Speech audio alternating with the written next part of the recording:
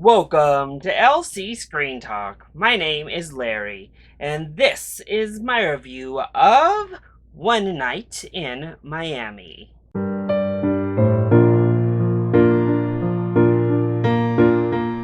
One Night in Miami is a 2020 American drama that provides a fictionalized retelling of the night Cassius Clay becomes the world heavyweight champion, and in his celebration is joined by Malcolm X, Jim Brown, and Sam Cooke as some pretty deep discussions about the responsibility of famous and powerful black men in America have, and how each of these men have used that influence. One Night in Miami is the directorial debut of Regina King, Academy Award winning famed actress Regina King. And that alone made me very intrigued to watch this film. Plus, the subject matter surrounding Muhammad Ali as Cassius Clay when he won the world heavyweight title at only 22 years old. Yeah, I was excited to see what it was that this film had to offer. On top of all of that, the huge buzz coming out of the festival circuits, and I couldn't wait to get my hands on this film. And honestly, I thought that this was fantastic. So, let's go ahead and talk about the positives first. Well, I'm going to begin my positives with Ms. Regina King herself, because for a first time director, she did a stellar job in this film. Her voice and presence is so imprinted upon the film itself, and she does so much to just elevate this material. Her camera work and those transitions she uses, the way she incorporates the bigger events and weaves them between these conversations is really something to behold. Particularly given that this was adapted from a stage play and it's a dialogue heavy film, I think she does a beautiful job of throwing in dynamics to the setting, throwing in setting to the setting, and it works beautifully well. I think this was a fantastic debut from Regina King. And I also have to give huge credit to Kemp Powers, who was the original writer, the playwright for One Night in Miami, the play version, and he adapted his own work for the screen, and I think he did an amazing job really honing in on this script and making it punch and deliver that power through the screen that it does through the stage. And honestly, I think this is one of the most powerful, impactful, and strong adapted screenplays of 2020. It's that good. The acting ensemble is also fantastic.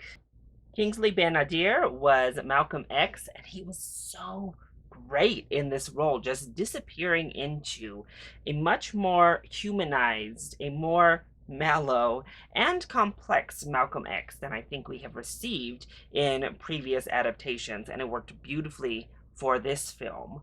Aldous Hodge is one of the most underrated and underappreciated talents in Hollywood, and once again, he's fantastic in this film. He plays a very strong character in Jim Brown, but his portrayal is able to bring out so many small nuances as we move throughout, and it just goes to show yet another layer in his already extreme range as an actor. Honestly, Hodge is always fantastic. He's a bankable star, and he delivers yet again. And then Eli Garay, who I was not familiar with heading into this film, blew me away as Muhammad Ali or Cassius Clay. He was amazing in this role, completely just embodying the champion himself, and once again able to bring so much more to that role. Probably the biggest surprise for me coming out of this viewing was Eli and his performance, because it was spectacular. And then possibly the standout would go to the voice, the legend, Sam Cooke, with Leslie Odom Jr., who knocks it out of the park. What a stellar performance. He has given so much heft in those back and forths with Malcolm X, and wow, does Odom Jr.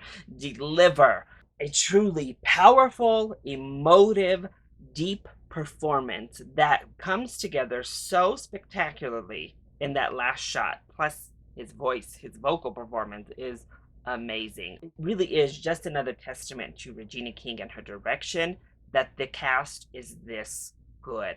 Across the board, everyone is stellar. But through that script and through the direction and through the performances, I was completely hooked in. These are such interesting and needed, important conversations to be had as we move throughout the story, and they hit home so well in really deep and authentic fashion. And it's an interesting way to bring up these topics, creating this fictionalized scenario with these four very different, unique personas of the time who, all in their own ways, helped to push forward the civil rights movement. I was entertained, I was moved emotionally, I laughed quite a bit. I was actually quite shocked at just how engrossed I was with this viewing. So then, what doesn't work quite so well when it comes to One Night in Miami? Well, it is based off of a stage play, and there are certainly stretches of this film where you feel that because we go on long tirades, and I think that second act drags just a bit too long. It gets a little bit too dialogue heavy without that movement of setting and scenario where we're just planted in those dialogues, in those discussions, and we don't have much of a breather. And I also think the screenplay falters just a tad when we have to develop some of these more casual friendship moments between these characters and these people. A lot of them worked well, and as I said, the banter was really fun and funny. However, some of the others didn't quite land as genuine. We have kind of like forced scenario or forced emotion to bring that friendship connection together.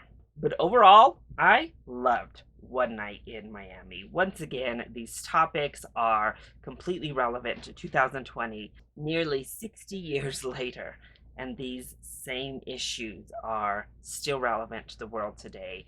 We have fantastic performances from everyone in the cast, with an amazing directorial debut from Regina King, a strong script, an ending sequence that will just leave you breathless.